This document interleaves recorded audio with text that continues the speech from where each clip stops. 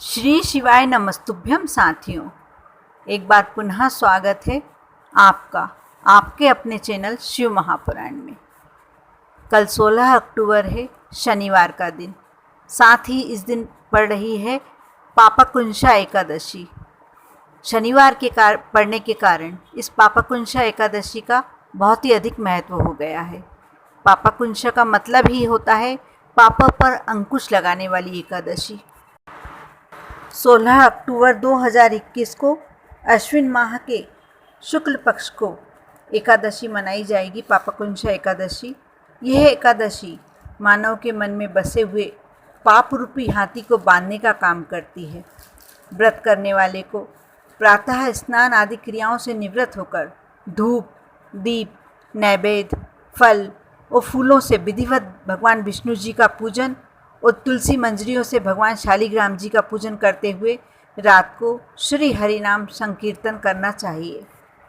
यह तो आप सभी जानते होंगे कि एकादशी तिथि का आगमन सूर्यास्त, दशमी तिथि के सूर्यास्त के बाद से ही हो जाता है और हमें सूर्यास्त के बाद दशमी तिथि को भोजन नहीं करना चाहिए, क्योंकि जब ऐसा कहा जाता है, जब हम एकादशी का सुबह एकादशी के दिन संकल्प लेते हैं, व्रत का संकल्प लेते हैं, उस समय हमारे शरीर में, हमारे उदर में भोजन का भाग नहीं होना चाहिए, तभी हमें एकादशी का पूर्ण फल प्राप्त होता है।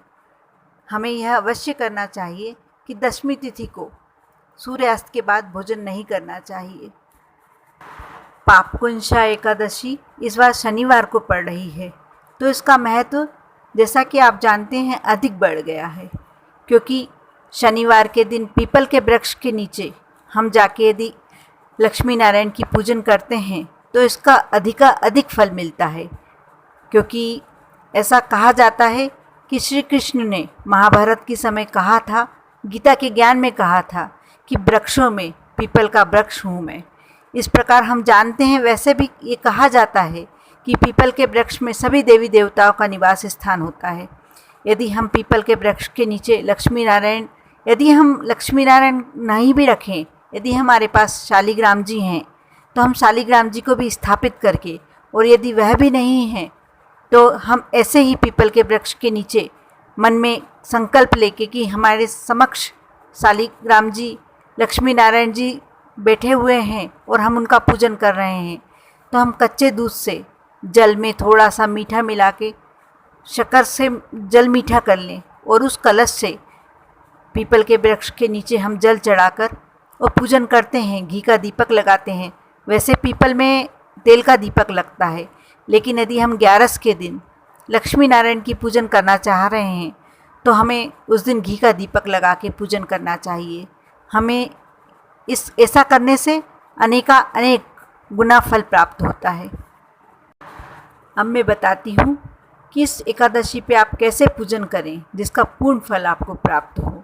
साथ में यदि आपके कोई ऐसी मनोकामना चल रही है जो आपकी पूरी हो ही नहीं पा रही है, या लक्ष्मी किसको नहीं चाहिए, धन संपत्ति किसको नहीं चाहिए, यदि आप भी लक्ष्मी धन की प्राप्ति चाहते हैं तो आप इस एकादशी पर ऐसे पूजन कीजिए कि आपको जो भी आपकी मनोकामनाएं हैं पूर्ण हो जाएं।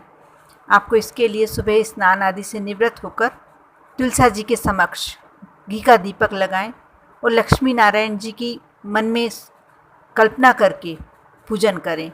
हाँ, इस बात का आप अवश्य ध्यान रखें कि 11 के दिन तुलसा जी को ना भोग लगाएं, ना ही जल चढ़ाएं, क्योंकि 11 के दिन तुलसा जी को जल नहीं चढ़ाया जाता है। यदि आपके यहाँ शालिग्राम जी हैं तो आप शालिग्राम जी को तुलसा जी के गमले में विराजित कर दें। शालिग्राम जी का पंचामृत से स्नान कराएं और उन पर तुलसी दल, मंजरियाँ। लेकिन हाँ, एक बात अवश्य ध्यान रखें, आप 11 के दिन तुलसा जी ना तोड़ें। आपके पास पहले से यदि पत्ते रखे हुए हैं, तुलसी दल रखे हुए हैं, तो ही आप चढ़ाएं, नहीं तो 11 के दिन तुलसा जी तोड़ना वर्जित माना जाता है। साथ ही आप माला बनाकर विष्णु जी और लक्ष्मी जी की फ़ोटो पर, प्रतिमा पर समर्पित करेंगे। इसका बहुत ही पुण्य फल बताया गया है। आप इसके लिए 108 तुलसी दल ले लें और इसकी माला बनाकर आप कलावे से इसकी माला बना सकते हैं 108 तुलसी दल की। यदि आपके पास 108 तुलसी दल नहीं हैं, आप जितने भी हैं 5, 7, 11 वो जितने भी हैं वो सब लगाकर आप तुलसी दल की माला बना लीजिए और उसके बाद लक्ष्मी जी और विष्णु जी की फ़ोटो पर समर्पित कीजिए। आप देखना इसका अनेक पुण्य फल आपको प्राप्त होता है और जो भी आपकी मनोकामनाएं हैं वह अति शीघ्र पूरी होती हैं। आप जब शालिग्राम जी का पूजन कर रहे हों तो आप याली मंत्र का जाप अवश्य करें। ओम नमो भगवते वासुदेवाय नमः। मंत्र एक बार फिर से सुन लें, ओम नमो भगवते वासुदेवाय नमः। यह मंत्र एकादशी के लिए कारगर मंत्र है, विष्णु जी का और लक्ष्मी जी का प्रिय मंत्र है। एकादशी तिथि पर वाणी का संयम, भोग का संयम, ये सब होना चाहिए। भोजन भी आप उतना ही करें जो आपके लिए बस उधर की संतुष्टि के लिए आप यह सब करते हैं तो आपको विष्णु जी का पूरा आशीर्वाद प्राप्त होता है और माँ लक्ष्मी आप पर अपनी कृपा बरसाने लगती हैं। ज़रूरी नहीं है आपका कि आप एकादशी का व्रत करें, क्योंकि आजकल इतना सक्षम शरीर किसी का नहीं बचा है। बहुत कम लोग हैं जो व्रत करने के लिए सक्षम हैं। ईश्वर कभी नहीं कहते कि आप अपने शरीर को कष्ट देकर व्रत करें। संयम रखें, बस संयम ही रखना है आपको। संयम रखने से ही आपका व्रत लग जाता है। ज़रूरी नहीं है कि आप भोजन नहीं करें, भूखे रहें। बस ये ध्यान रखें कि एकादशी के दिन आप ऐसी चावल या ऐसा कुछ अनाज ना खाएं जो उस दिन खाना निषेध माना जाता है। ऐसा कहा जाता है कि मसूर की दाल नहीं खाना चाहिए और द्वादशी तिथि को, यानी जिस दिन द्वादशी या त्रयोदशी तिथि में यदि बैंगन खाना निषेध माना गया है वह ना खाएं। ये इतना करने से ही आपको भगवान विष्णु और माँ लक्ष्मी का पूरा आशीर्वाद प्राप्त होता है। इसके साथ ही मैं एक छोटा सा उपाय बताने जा रही हूँ जो आपके लिए हमेशा के लिए लक्ष्मी जी को आपके यहाँ विराजित करने में आपका की सहायता करेगा। आप जब लक्ष्मी जी की पूजन करें, विष्णु जी की पूजन करें, उस समय एक पान का पत्ता, उस पर जो भी नैवेद्य आप मावे की मिठाई या सफ़ेद रंग की जो भी सामग्री, फलियारी सामग्री आप नैवेद्य के रूप में लगाएं, उसमें साथ में एक सिक्का और एक गुलाब का फूल, जो भी फूल आपके पास हो वह भगवान विष्णु को और माँ लक्ष्मी को समर्पित करें। बाद में शाम तक रखे रहने दें।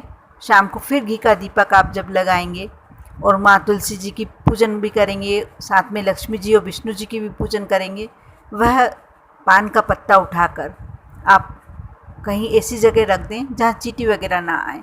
उसके बाद जब भी आप उसको रख दें और किसी बहते हुए पानी में आप उसे बहा दें। यह आप इतना कार्य करते हैं तो आपके यहाँ हमेशा के लिए लक्ष्मी जी की कृपा बनी रहेगी। पापकुंशा एकादशी की कथा सुनने से भी आपको पूरा फल प्राप्त होता है। मैं इसमें पापकुंशी एकादशी की कथा बताने जा रही हूँ। आप ध्यान से सुने और आप कोशिश कीजिए कि इसे एक तो अवश्य सुनना ही है आपको। व्रत करना ना करना ये आपके ऊपर डिपेंड करता है। आप करें तो भी ठीक है और ना करें तो भी ठीक है, क्योंकि व्रत करने से ही सब कुछ नहीं मिल जाता। बोलते हैं एकादशी का पुण्य आपको सिर्फ उसकी कथा सुनने से भी मिल जाता है। आप यदि एकादशी के दिन मंदिर, धर्मशाला, गौशाला, तालाब, प्याऊ, कुएं, बाग आदि का निर्माण कार्य करवाते हैं, यदि ये नहीं करवा पाते हैं, ये सभी के लिए संभव नहीं है, तो आप यदि गौशाला पे चारा का दान, ये कुछ भी ऐसा कार्य करवाते हैं तो इसका बहुत पुण्य प्राप्त होता है। और साथ ही यदि आप कोशिश करके सूर्योदय से पूर्व स्नान करते हैं तो सभी पापों से मुक्ति पा जाते हैं।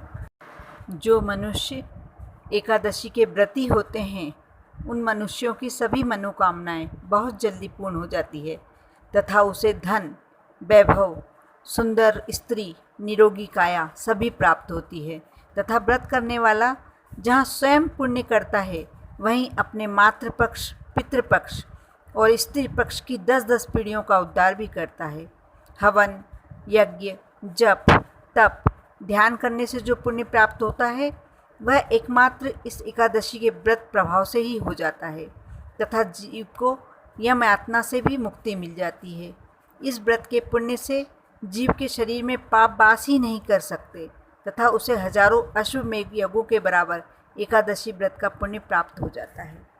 यह सब तो उनको पुण्य फल मिलते हैं जो व्रत करते हैं, लेकिन जो व्रत नहीं करते हैं या व्रत करके भी जो दूसरे की निंदा करते हैं उन्हें नरक मिलता है। इसलिए जैसे जो विष्णु भक्त भगवान शिव या प्रभु के भक्त की निंदा या चुगली करता है उसे निश्चय ही नरक में गिरना पड़ता है तथा 14 इंद्रों की आयु पर्यंत उसे नरक की पीड़ा सहनी पड़ती है। इसलिए जहाँ तक संभव हो सके एकादशी के दिन किसी की निंदा नहीं करना चाहिए। भले कार्य भले ही नहीं कर पा रहे हों आप, लेकिन आपको बुरे कार्य से भी इस दिन बचना चाहिए। दोस्तों, अब मैं बताती हूँ इस दिन किस वस्तु का दान करना अति उत्तम फल कहलाता है। इस दिन यदि आप सुंदर वस्त्र, सोना, तिल, अन्न, जल, जूते, छाता, गाय और भूमि का दान करते हैं तो इसका बहुत अधिक पुण्य प्राप्त होता है। शास्त्रानुसार किसी भी वस्तु का दान करते समय यथासंभव दक्षिणा देना भी जरूरी होता है। इसलिए मन में कभी भी यह देने का मन बनाते हैं तो कभी गर्व नहीं होना चाहिए। आपको इस बात का घमंड नहीं होना चाहिए कि हम यह चीज़ का दान दे रहे हैं। कहते हैं दान तो ऐसा करना चाहिए कि यदि एक हाथ दान करे तो दूसरे दान हाथ को भी ना मालूम पड़े। पापाकुंशा एकादशी की कथा इस प्रकार है, आप श्रद्धापूर्वक सुनिए। प्राचीन समय में विंध्य पर्वत पर क्रोधन नाम का एक बहेलिया रहता था। वह बड़ा क्रूर था। उसका सारा जीवन हिंसा, लूटपाट, मद्यपान और गलत संगति, पाप कर्मों में ही बीता। जब उसका अंतिम समय आया तब यमराज के दूत बहेलिये को लेने आए और यमदूत ने बहेलिये से कहा कि कल तुम्हारे जीवन का अंतिम दिन है, हम तुम्हें कल लेने आएंगे। यह बात सुनकर बहेलिया बहुत भयभीत हो गया और महिषी अंगिरा के आश्रम में पहुंचा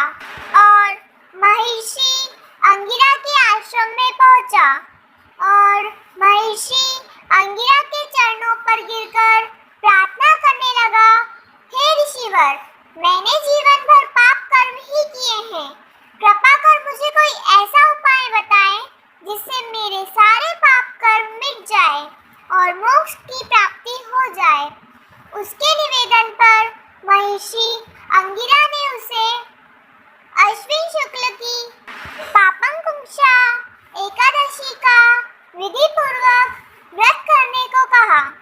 महिषी अंगिरा के कहे अनुसार उस बहेलिये ने यह व्रत किया और किए गए सारे पापों से छुटकारा पा लिया और इस व्रत की पूजन के बल से भगवान की कृपा से वह विष्णु लोक को गया।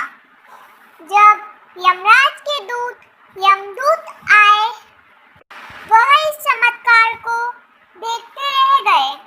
वह बहेलिया को बिना लिए ही यमलोक वापस लौट गए। इस प्रकार आप पापाकुंशा एकादशी की कथा श्रवण करके आप चाहें तो व्रत करें या ना करें, आप ऐसे भी अपना पूजन करके और एकादशी का पूरा महत्व जो भी है आप प्राप्त कर सकते हैं, फल प्राप्त कर सकते हैं। आप पर और आपके पूरे परिवार पर लक्ष्मी नारायण की कृपा यूं ही बनी रहे। ओम नमः शिवाय।